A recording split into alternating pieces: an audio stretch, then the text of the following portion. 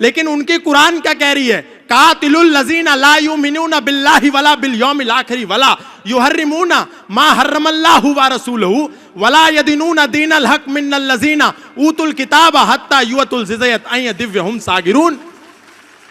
अपनी गीता का पता नहीं, लेकिन कह रहे हैं अरे कुरान भी तो परमात्मा की ओर ले जा रही है। पूज्य महाराज श्री, आपने जब सनातन धर्म का विगुल बजाया और आपने जब सबसे पहले कथा के पंडाल में लोगों को यह संदेश दिया कि यदि हम सनातन धर्म को बचाना चाहते हैं तो हमको चादर और फादर से बचकर रहना होगा, तब देश के प्रत्येक कथा पंडाल से यह आवाज आने लगी जिसको पूज्य महाराज श्री ने शुरू किया था। नहीं तो हम सोचते थे सारे धर्म एक ही तो हैं। ये कुरान जिस रास्ते पर लेकर के जाएगी, ये बाइबल उस रास्ते पर लेकर के जाएगी जहां भगवत गीता लेकर के जा रही है। हम लोग कभी भगवत गीता नहीं पढ़ते और गारंटी कुरान की लेते हैं। हम लोग कभी वेद नहीं उठा करके देखते और दावा बाइबल का करते हैं, जबकि यदि हम पढ़ें तो हमको पता चलेगा कि हमारा वेद तो कहता है संग छद्वम संवदध्वम संवो मनांसि जानताम देवा भागम यथा पूर्वे संजानानाम उपासते। हमारा वेद कहता है सर्वे भवन्तु सुखिनः सर्वे सन्तु निरामया सर्वे भद्राणि पश्यन्तु मा कश्चित् दुःख भाग भवेत्। लेकिन एक समय था जब कथाओं के पंडाल से आवाज आती थी कि हम राम राम बोलते हैं तो हमारे मुंह से अली मौला निकलता है। लेकिन जब पूज्य महाराज श्री ने रोका टोका तो देश का कोई भी व्यक्ति व्यासपीठ से बैठ करके अल्लाहू अकबर नहीं गाता। नहीं तो कितने लोग ऐसे थे, कहते थे कि जब हमारी कथा चल रही हो और नमाज और अजान की आवाज आए तो अपनी कथा रोक दो। अरे बावड़ो, वो जो आवाज आ रही है ला इलाहा इल्लल्लाह मोहम्मद रसूलुल्लाह अशहदु अल्ला इलाहा इल्लल्लाह हुवा अशहदु अन मोहम्मदन अब्दुहु व रसूलुहु, वो कोई इबादत नहीं है। वो तो कह रहे हैं अल्लाह के सिवा कोई इबादत करने योग्य है नहीं और मोहम्मद साहब के सिवा उसका कोई रसूल है नहीं। इसीलिए जब हम अपने क्षेत्रों में राम यात्रा लेकर के निकलते हैं तो पत्थर बरसा करके इसका प्रमाण दिया जाता है कि हमने रोका था कि अल्लाह के सिवा कोई इबादत करने योग्य नहीं है, तुमने क्यों की, इसीलिए तुमको पत्थर मिलेगा। हमारा वेद तो कह रहा है अयम निजा परो वैति गणनाम लघु चेतसाम उदार चरिता नाम तु वसुधैव कुटुंबकम। इस बात को कहने का तात्पर्य क्या है? आज हम सभी सनातन धर्मी किसी अवतार की प्रतीक्षा कर रहे हैं कि कोई अवतार आएगा हम लोगों को बचाएगा। आप सोच करके देखिए, योगेश्वर भगवान श्री कृष्ण आए, अर्जुन का मार्गदर्शन किया और उसको कहा शस्त्र उठाओ, हतो वा प्राप्स्यसि स्वर्गम जीतवा वा भोक्ष्यसे महीम तस्माद् उत्तिष्ठ कौन्तेय युद्धाय कृत निश्चया। अर्जुन भी भाईचारा निभाना चाहता था अधर्मियों और विधर्मियों के साथ, लेकिन भगवान ने कहा मानवतावादी लोगों के साथ भाईचारा निभाया जाता है, इसलिए मैं तेरे लिए शस्त्र नहीं उठाऊंगा, शस्त्र तुझे उठाना है, इनसे लड़। लेकिन जब भगवान श्री कृष्ण थे हम थोड़ी देर के लिए जागे और पुनः सो गए। भगवान राम आए, हमको जगाया, हम थोड़ी देर के लिए जागे पुनः सो गए।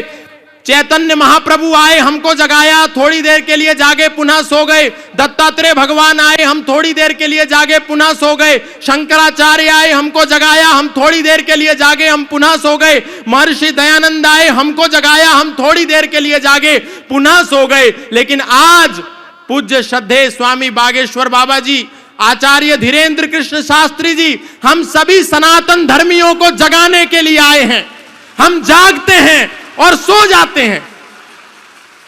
महाराज श्री का एक ही संकल्प है कि सनातनी भाई भाई जातिवाद की खत्म लड़ाई। हम लोगों के बीच में ये जो छुआछूत नाम का विष आ गया है, ये जो ऊंच नीच का जहर आ गया है, ये जो तिरस्कार का भाव आ गया है, एक दूसरे को जब दूर हटाने का भाव है, इसको समाप्त करके हम सब सनातनी एक हो जाएं। पूज्य बाबा जी का संदेश अब यात्रा के रूप में हम सबको आगामी दिवसों में देखने को मिलेगा।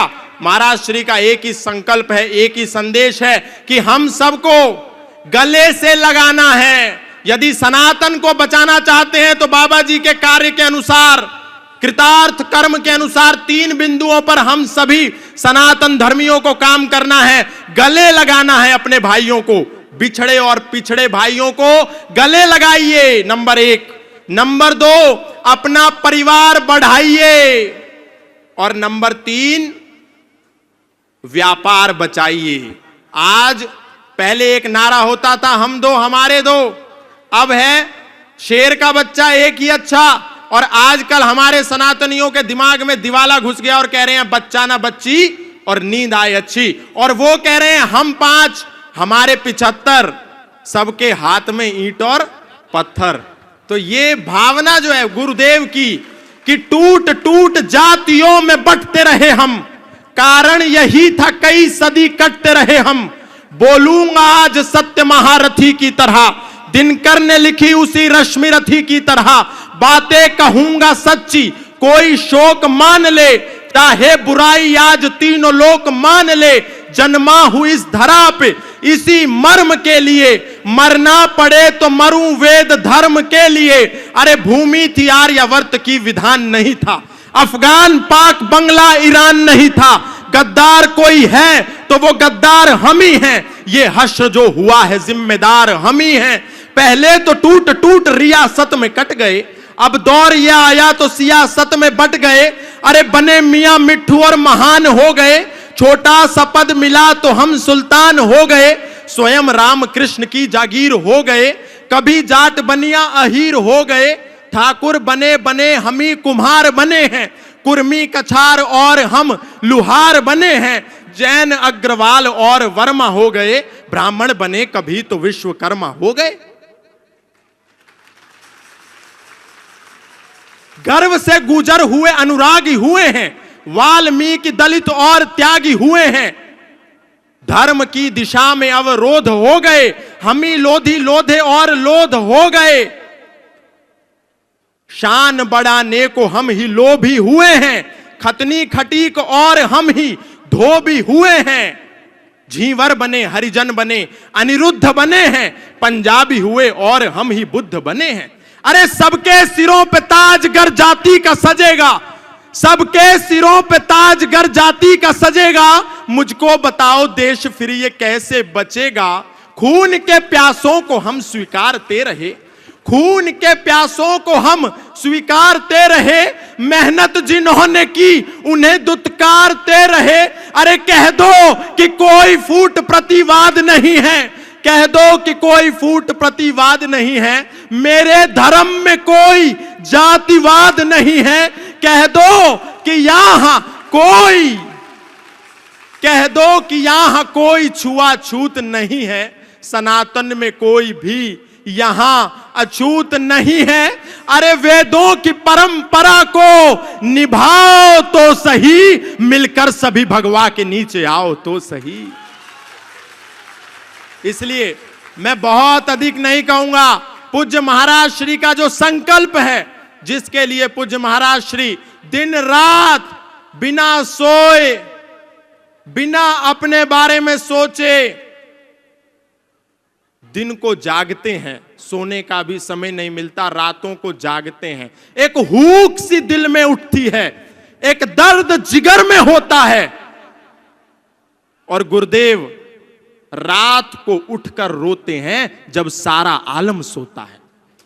तो ये जो गुरुदेव की पीड़ा है, हम सबको अपने भाइयों को गले से लगाने वाली जो पीड़ा है, ये हमको सहन महसूस करके इस पीड़ा से निकाल करके अपने लोगों को उनको गले से लगाना होगा। लेकिन उनकी कुरान क्या कह रही है? कातिलुल लजीना ला युमिनूना बिल्लाहि वला बिल यौमिल आखिर वला युहर्रिमूना मा हर्रमल्लाहु व रसूलुहु वला यदीनूना दीनल हक मिनल लजीना ऊतुल किताब हत्ता युअतुल जिज़यत अय दिव्यहुम सागिरून। अपनी गीता का पता नहीं, लेकिन कह रहे हैं अरे कुरान भी तो परमात्मा की ओर ले जा रही है। अरे वो तो आपको मानव को मानवता का शत्रु बना रही है। और अभी फादर का जो खेल चल रहा है, हालेलुया, बस एक करा और किसी को भी लिटा दिया। ये सब झूठ, ढोंग, आडंबर, पाखंड। सनातनियों को कहीं जाने की जरूरत नहीं है। आप बालाजी की शरण में आओ, राम जी के शरण में आओ, कृष्ण की शरण में आओ, और आप जिसको पिता परमेश्वर कह करके ईसा मसीह को मुक्तिदाता मान करके बैठ गए हो, वो कोई मुक्तिदाता नहीं है। बाइबल का मैथ्यू 10 स्टेटमेंट नंबर 34, 35, 36 जाकर के पढ़ लेना। वो ईसा मसीह कह रहा है, do not suppose that I have come to bring peace to the earth. I did not come to bring peace but a sword. I have come to turn a man against his father, a daughter against her mother, and daughter-in-law against her mother-in-law. Man's enemy will be the member of his own household. ये मत समझो कि मैं इस धरती पर शांति का पैगाम लेकर के आया हूं। मैं तो इस धरती पर तलवार का आह्वान लेकर के आया हूं, ताकि एक ही घर में एक बेटा अपने पिता का शत्रु हो जाए, एक बेटी अपनी मां की शत्रु हो जाए, एक पुत्र वधू अपनी सास की शत्रु हो जाए, और हम उसको मुक्तिदाता कह रहे हैं। अगर मुक्तिदाता कोई है तो वो मर्यादा पुरुषोत्तम श्री राम है, योगेश्वर श्री कृष्ण है, बजरंगबली हनुमान है। हमको उनकी शरण में आना है। कोई जरूरत नहीं है कहीं जाने के लिए। पूज्य महाराज श्री ने जो शंखनाद किया है, आप सब यहां से एक संकल्प लेकर के जाएं कि जो गुरुदेव भगवान ने एक संकल्प लिया है सनातनियों की यात्रा को निकाल करके पिछड़े और बिछड़ों को गले लगाने का, आप सब तन, मन और धन से उसमें पूर्ण सहयोग करेंगे। हाथ उठा करके बोलिए,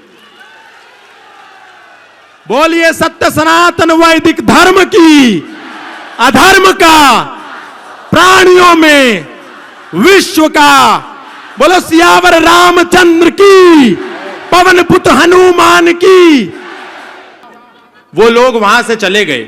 थोड़ी देर के बाद सूचना मिली कि जो जल था, जल का स्तर गर्दन तक आ गया। तो लोगों को पंडित जी की बहुत चिंता होने लगी और उन्होंने कहा कि पंडित जी को बचाना होगा। अब उनका बचना मुश्किल नहीं है। दोबारा नाव से लोग गए, पंडित जी से आग्रह किया, पुरोहित जी से कि चलिए, अब तो बचना नामुमकिन है, पानी गले तक आ गया है, अब यदि नहीं गए तो मृत्यु हो जाएगी। पंडित जी ने धुतकार दिया और बोला कि अभी तुम बेवकूफ हो, मैंने तुमको मना कर दिया था, स्वयं भगवान मेरी रक्षा करेगा, मुझे जरूरत नहीं है तुम लोगों की, यहां से दफा हो जाओ, भाग जाओ। और वो लोग फिर वापस चले गए। अचानक से सूचना मिली कि पंडित जी अब चोटी पर चढ़ गए मंदिर की, और पानी जो है पूरा चोटी तक पहुंच गया है। तो लोगों को पुनः चिंता हुई अपने पुरोहित जी की, और उन्होंने पुनः प्रशासन से कहा कि हमारे पंडित जी वहां फंस गए हैं, आप जाकर के कृपया उनको बचाइए। प्रशासन हेलीकॉप्टर लेकर के गया और सीधा मंदिर की चोटी पर ले जाकर के हेलीकॉप्टर खड़ा कर दिया, और पंडित जी से कहा हम यहां से सीढ़ी लटका रहे हैं, आप कृपया करके चलिए, नहीं तो आपका बचना मुश्किल हो जाएगा। और पंडित जी ने कहा, अरे तुम बेवकूफ हो, मैं त्रिकाल संध्या करता हूं, भगवान को भोग लगाता हूं, उनकी आरती करता हूं, भगवान स्वयं आकर के मुझको बचाएंगे, मुझे तुम्हारे जैसे लोगों की कोई आवश्यकता नहीं है। और प्रशासन को भी वहां से विदा कर दिया।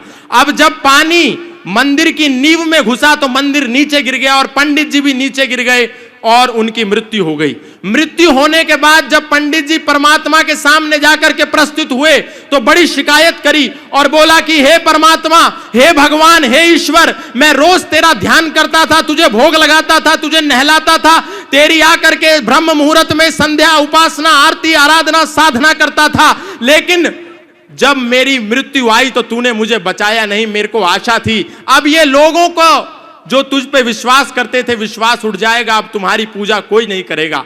तो परमपिता परमात्मा हंसे और कहा, अरे मूर्ख, मैंने एक बार नहीं, दो बार नहीं, 3-3 बार लोगों को तेरी रक्षा के लिए भेजा, लेकिन तूने उनको स्वीकार नहीं किया और अब मुझको गाली देता है।